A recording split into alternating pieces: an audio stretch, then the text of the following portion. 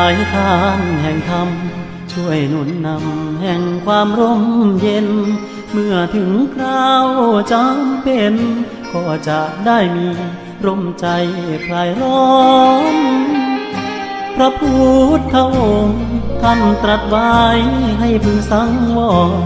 มันท่องบนสวดมนต์ขอพรเพื่อชีวิตพบความสดใส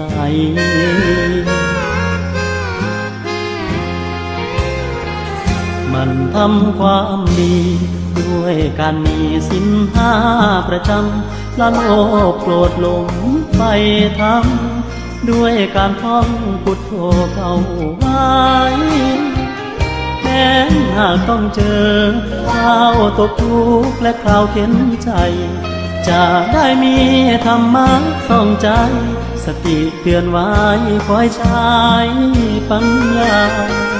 ที่เมืองอุบลอริยาผู้คนสององค์เรื่องลือเป็นหนอพุทโธให้โลกลือจนน้ำกระเดื่องเรื่องธรรมา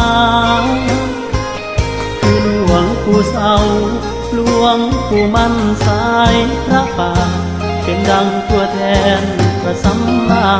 เผยแผ่ธรรมะให้ร่มเย็นใจ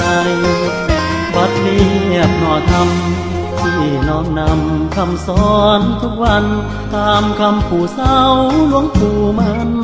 เพื่อให้ยังมั่นคงสืบไว้เพื่อว่า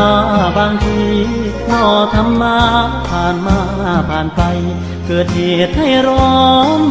จิตใจวัดเรียบเพื่อสายทานธรรมเสมอ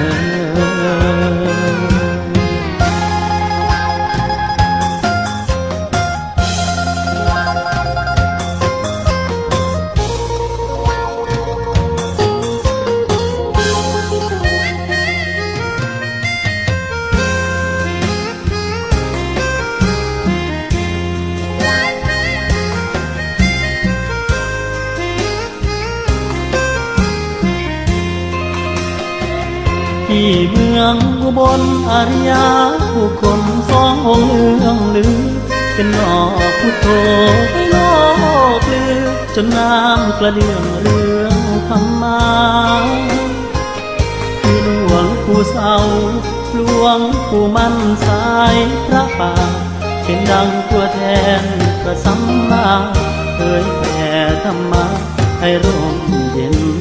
ใจวัดเรียบหน่อธรรมที่น้อมนำคำสอนทุกวันตามคำปู่เศร้าหลวงปู่มันเพื่อให้ยังมั่นคงสืบไปเพื่อว่าบางทีหน่อธรรมะผ่านมาผ่านไปเกิดเหตุให้ร้อนจิตใจวัดเรียบเพื่อสายทานธรรมเสมอ